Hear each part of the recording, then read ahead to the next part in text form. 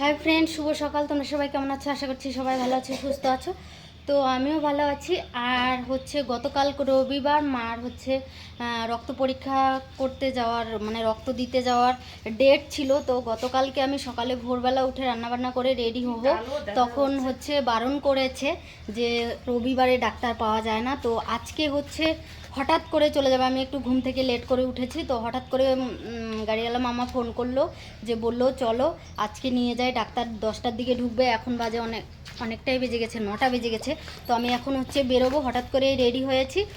ভাতটাত কিছুই এখনও খাইনি, আর মাকে নিয়ে যাবো। মা তো একদম খালি পেটে যাবে। আর এখানে বসে আছে সৃষ্টি সোনা, এই যে দেখো। আর তোমাদের দাদাভাই বেরোচ্ছে কোনো একটা দরকারে।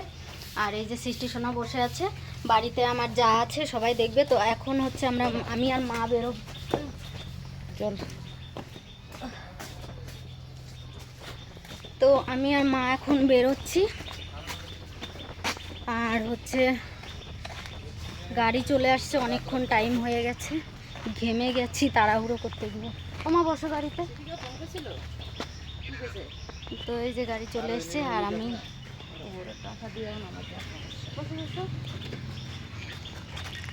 এটা তো শিলিগুড়িতে নিয়ে যাব মাকে। আমি একটু 1 মিনিট আসি। 2টা ম্যাঙ্গো জুস দাও তো, ছোটগুলো। আরে 20 টাকার গুলা আছে?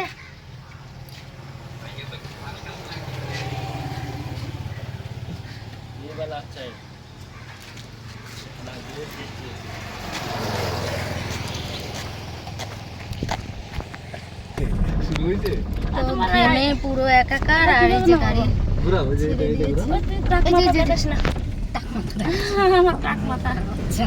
টাক মাথা দেখালে কি হয়েছে তোমার? তো বেরিয়ে বললাম, এখন আমরা অনেকটাই লেট হয়ে গেছে।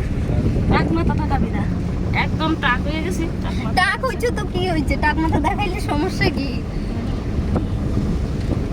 তো ফ্রেন্ডস, আরেকটা কথা শেয়ার করছি তোমাদের সঙ্গে, সেটা মা আজকে ফার্স্ট টাইম কুর্তি পরেছে। অনেক আগে, আমি তো দেখিনি, আমার বিয়ের পরে আর দেখিনি। তো মা আজকে ফার্স্ট টাইম পরেছে, যেহেতু মাকে ডাক্তার দেখাতে গেলে শাড়ি পরতে খুবই অসুবিধা হয় মায়ের। তো আমি বললাম তুমি এটা নাও, ড্রেসটা নাও, ভালো হবে, পরতে সুবিধা হবে। তো মা পরলো। কেমন লাগছে কমেন্ট করে বলবে। কেমন আর লাগবে, মাথায় চুল নেই, অবস্থা দাও।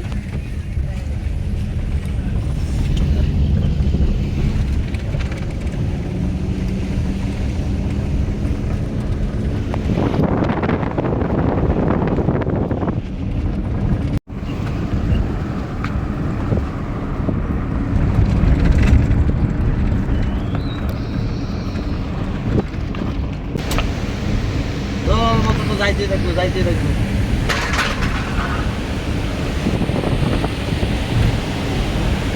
আগে মনে আসেনি যে রূপবর্ণ পার্ক নিয়ে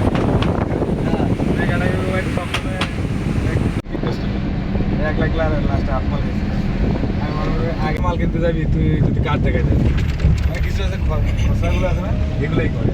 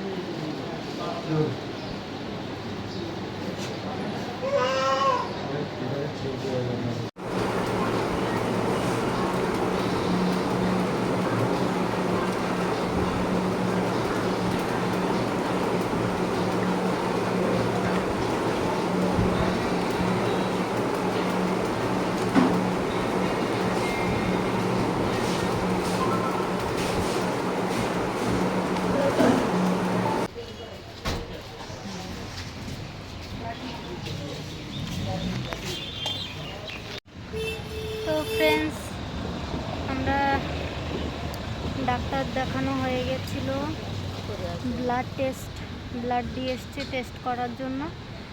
আর ওখান থেকে বেরিয়ে পড়েছি, শিলিগুড়ির থেকে চলে এসেছি গজলডোবা। তো গজলডোবা চলে এসেছি, আর গজলডোবা ব্রিজের এখানে এই যে ব্রিজ।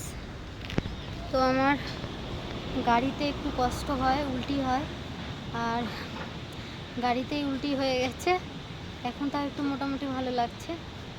সকালে না খেয়ে বেরিয়েছি, সকালে আলু সিদ্ধ ভাত রান্না করেছি কিন্তু খাওয়ার টাইম পাইনি, তো না খেয়ে বেরিয়েছি। তারপরে হচ্ছে হোটেলে খাওয়া দাওয়া করলাম মা আর আমি, কিন্তু খাওয়ার পরে শুরু হয়েছে আমার সমস্যা। আর শরীরটা কেমন হাত পা জ্বালা পোড়া করছে, শুয়ের মতো গাচ্ছে শুধু গ্যাসে।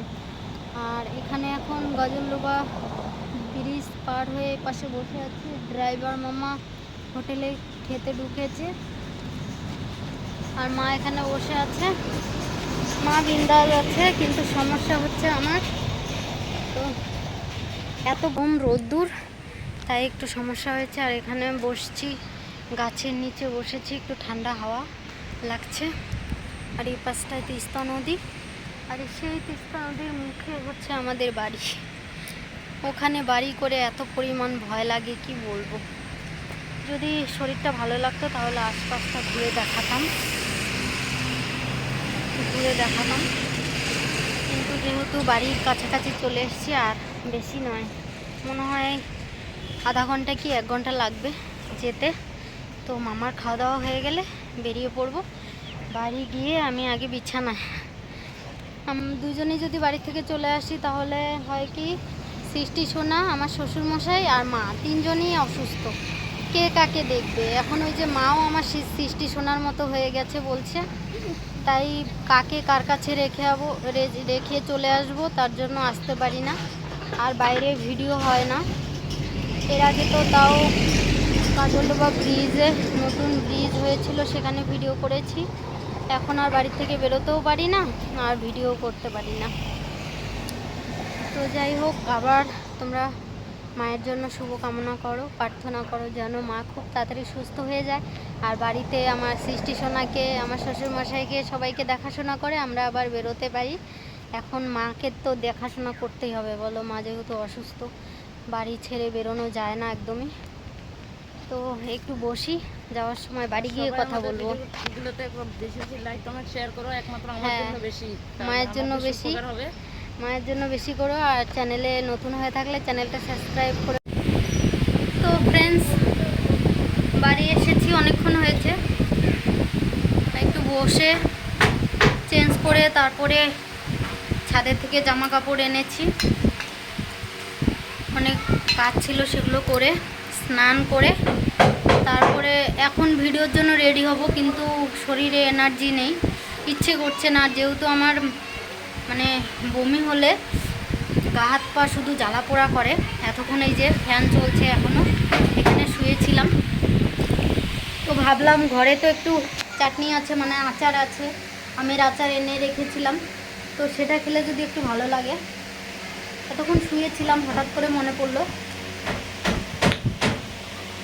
তো সেটা খাচ্ছি, একটু ভালোই লাগছে। সঙ্গে ও খাচ্ছে বসে বসে বড়মশাই, আর এখানে সৃষ্টি সোনা বসে আছে, ও এক্ষুনি ভাত খেলো। আর দেখো ওর মুখের হাসিটা দেখো, ওর বাবা এক্ষুনি ভাত খাইয়ে দিল, আর চাটনিটা মুখে দিব, দেখবে কীরকম করবে।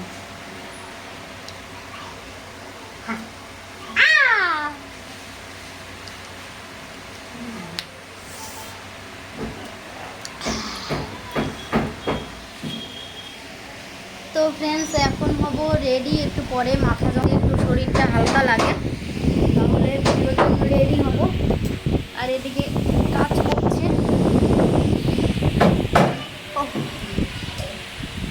আমি সেরকম জার্নিং করতে পারি না।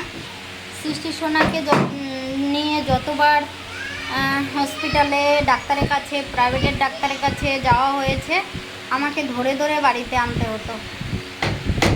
ওকে নিয়ে তো এক এক দিন, মানে এক এক টাইম 10 দিন, 15 দিন, 5 দিন করে হসপিটালে ভর্তি থাকতে হতো। তো যাই হোক, দেখা হচ্ছে নতুন ব্লগে। আমি ব্লগটা এখানেই রেখে দেবো। সবাই ভালো থেকো, সুস্থ থেকো, আর প্লিজ একটু আমাদের পাশে থেকো। আর পুরো ভিডিওটা দেখে যদি ভালো লাগে, চ্যানেলে নতুন হয়ে থাকলে চ্যানেলটা সাবস্ক্রাইব করে দিও আর কমেন্ট করে বলো